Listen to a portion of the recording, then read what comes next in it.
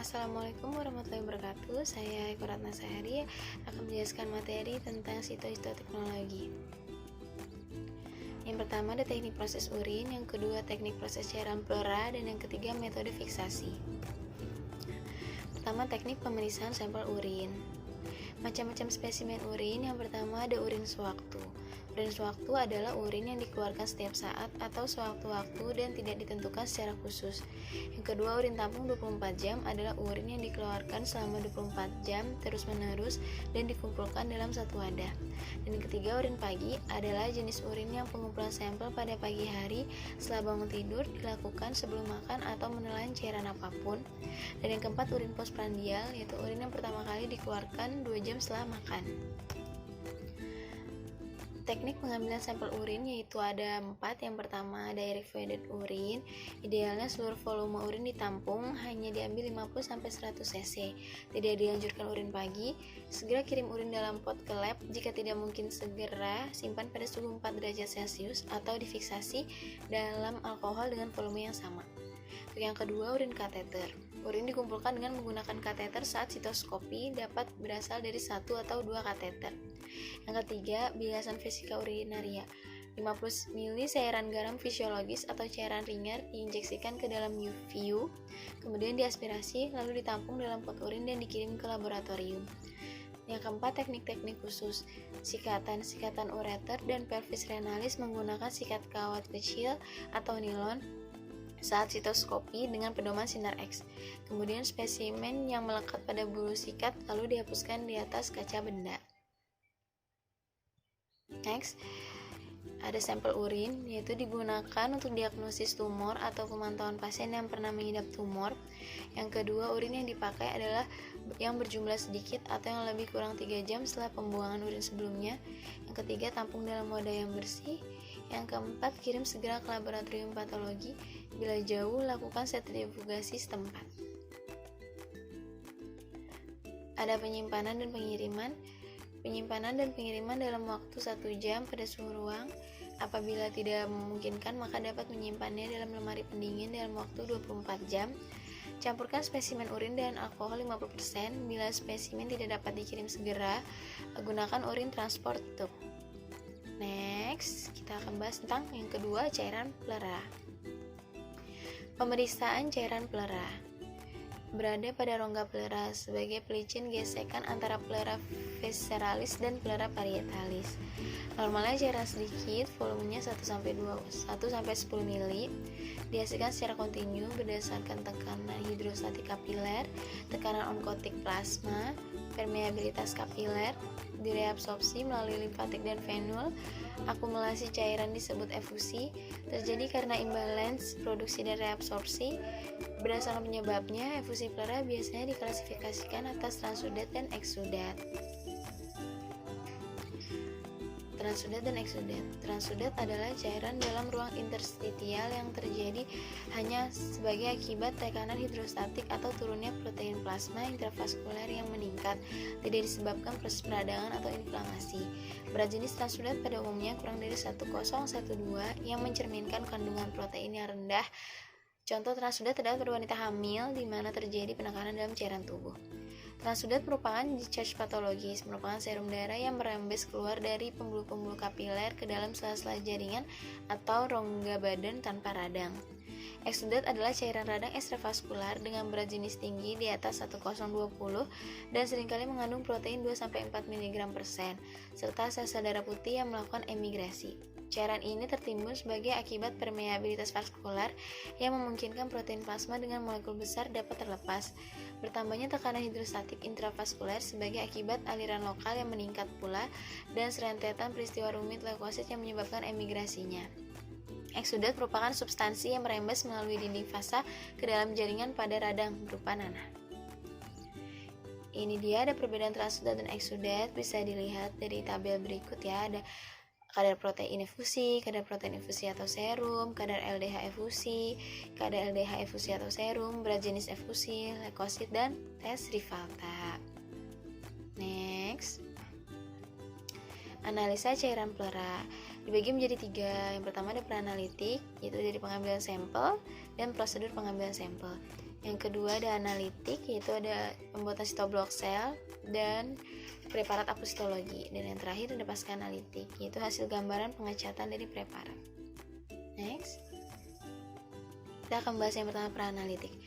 Pengambilan spesimen, bahan dari rongga perut, pleura, perikardium, sendi, kista, hidrosel, dan sebagainya didapat dengan mengadakan punksi. Karena tidak dapat diketahui terlebih dulu apakah cairan itu berupa transudat atau eksudat. Syarat bekerja steril harus dilakukan dan menyediakan antikoagulan. Sediakanlah pada waktu melakukan punksi selain penampung, biasa juga penampung steril untuk biakan dan penampung yang berisi larutan natrium sitrat 20% atau heparin steril.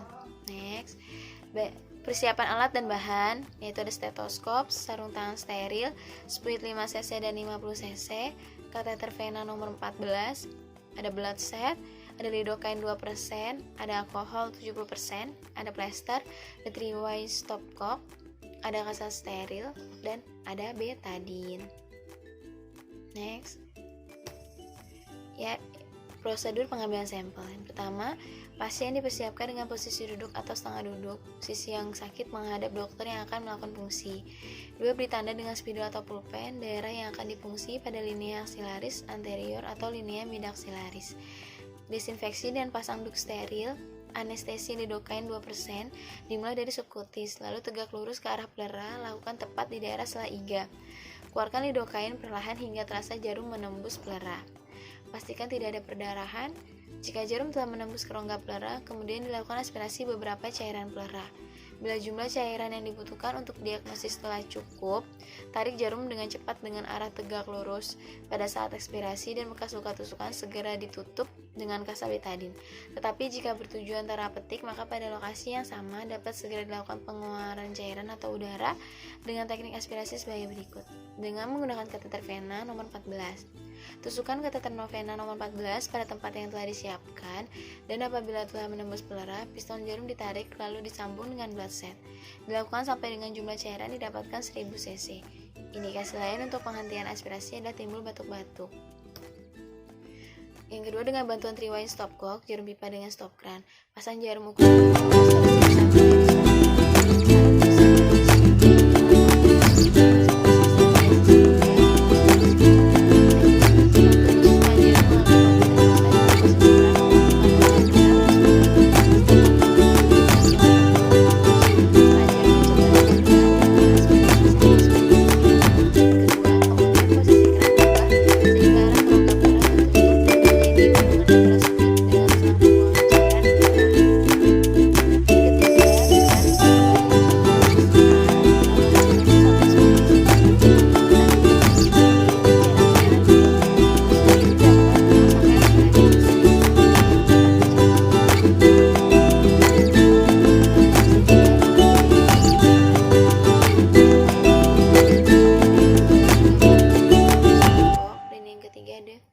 stopcock. Cairan diperoleh ditampung dalam 3 botol penampung. Botol 1 steril untuk pemeriksaan bakteriologi, botol 2 ditambah antikoagulan untuk pemeriksaan rutin, botol 3 tanpa antikoagulan untuk pemeriksaan kimia. Cairan pleura dibagi beberapa tabung, 5-7 mili tabung ETA, pemeriksaan makroskopis hitung jumlah sel, morfologi sel, dan hitung jenis.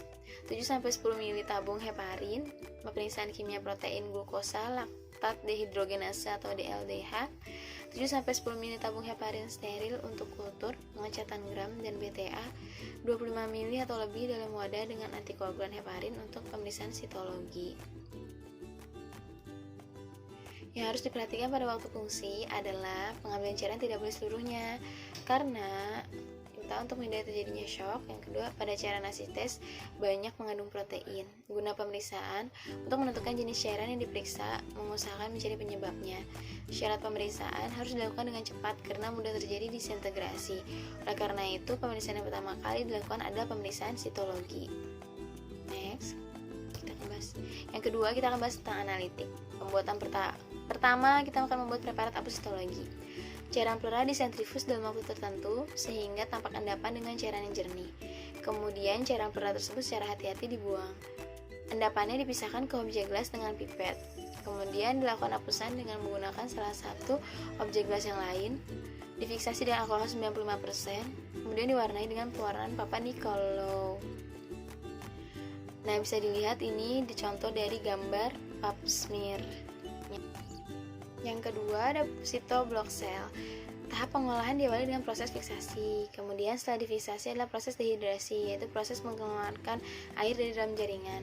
Dilakukan penjernihan atau clearing, tahap untuk mengeluarkan alkohol dari jaringan dan menggantikannya dengan suatu larutan yang dapat berikatan dengan parafin seperti silol. Kemudian proses impregnasi, yaitu proses mengeluarkan silol dari dalam jaringan untuk digantikan dengan parafin. Pengeblokan atau bending adalah proses pembuatan blok parafin dengan menanamkan atau memasukkan jaringan ke dalam cetakan untuk memudahkan proses pemotongan dengan mikrotom. Yang terakhir adalah pemotongan atau sectioning, adalah proses pemotongan blok parafin dengan menggunakan mikrotom untuk mendapatkan sediaan jaringan yang tipis, rata, serta tidak melipat atau terputus saat diletakkan pada objek gelas. Next. Pasca analitik ini adalah contoh gambaran dari hasil pengecatan Papa Nicolau. Keterangannya, gambar yang A itu menunjukkan warna inti, yang gambar B warna samar-samar eritrosit, dan untuk yang C adalah sitoplasma. Keuntungannya untuk sitoblock, sediaan histologi lebih mudah dinilai oleh ahli patologi. Ketersediaan blok sel memungkinkan untuk dilakukan pemotongan berulang yang lebih banyak, memanfaatkan sisa material yang menggumpal seperti fragmen jaringan, penyimpanan blok sel lebih mudah, deteksi mikroorganisme seperti jamur dan bakteri. Untuk hapusan sitologi, itu mudah, cepat, dan sederhana, dapat dilakukan pada beberapa pasien dalam waktu yang singkat, dapat dilakukan sebagai tindakan massal, efektif untuk diagnosa tumor, saluran pencernaan, paru, saluran kemih, dan lambung, dapat memberikan hasil positif meskipun pada pemeriksaan langsung. Yang terakhir, kita akan membahas tentang metode fiksasi. Fungsi dari fiksasi sendiri itu adalah menjaga sel dari kerusakan struktural maupun kimiawi, pencegahan kematian sel akibat postmortem ataupun autolisis, mengeraskan jaringan, memadatkan komponen sel, peningkatan intensitas optikal, peningkatan intensitas warna pada saat proses pewarnaan, dan pada kasus-kasus tertentu dapat membantu merekatkan sel ke kaca sediaan. Nah, ada pun faktor-faktor yang mempengaruhi fiksasi, yaitu yang pertama ada suhu, kedua waktu penetrasi, yang ketiga jenis sel, yang keempat dimensi spesimen, yang kelima rasio larutan fiksasi berbanding ukuran spesimen, dan yang terakhir adalah tingkat keasaman larutan fiksasi. Cara fiksasi itu dibagi menjadi dua, yaitu ada fiksasi langsung dan fiksasi tidak langsung. Fiksasi langsung adalah fiksasi pada sediaan pap smear atau hapusan. Contohnya pap smear, FNAB yang langsung dibuat smear atau hapusan, dan hapusan endapan cairan yang sudah disentrifus. Sedangkan untuk fiksasi tidak langsung adalah fiksasi yang dilakukan pada bahan atau cairan yang tidak dapat segera dibuat sediaan. Contohnya cairan asites dan cairan plera. Fiksasi sediaan histologi. Pertama ada formalin. Larutan fiksatif yang paling umum digunakan adalah larutan 4% formaldehid atau formalin 10%.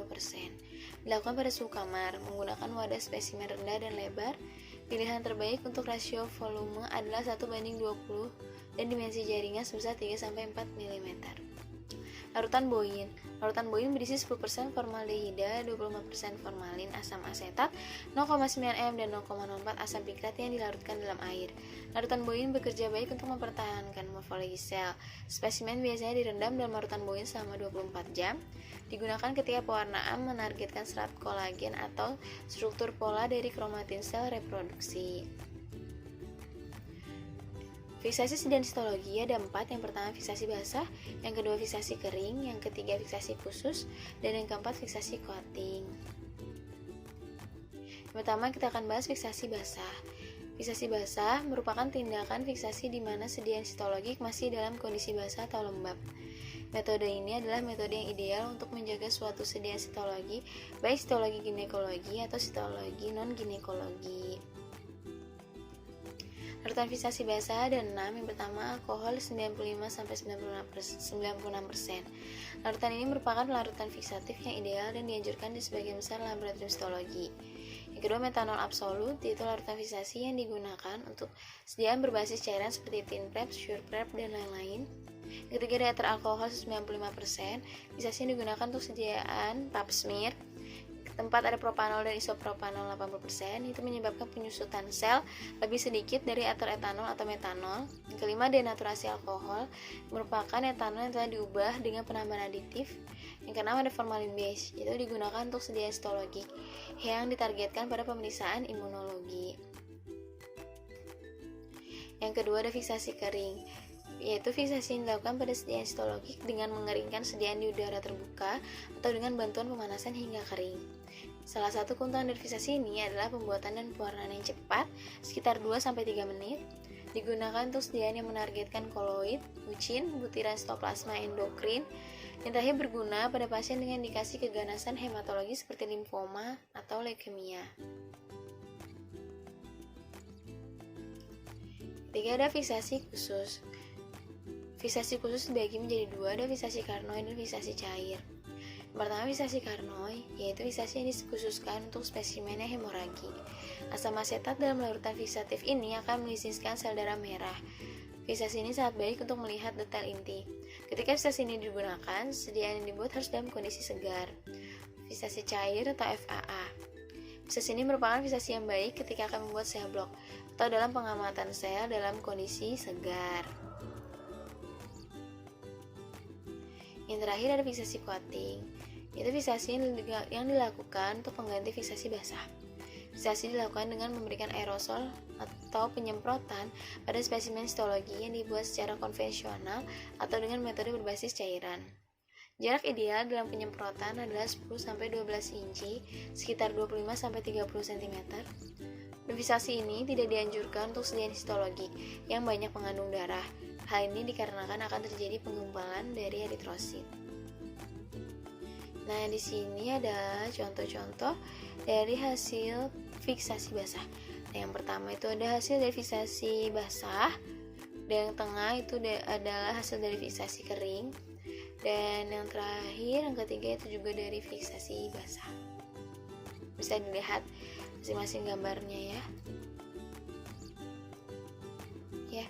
Sekian presentasi dari saya.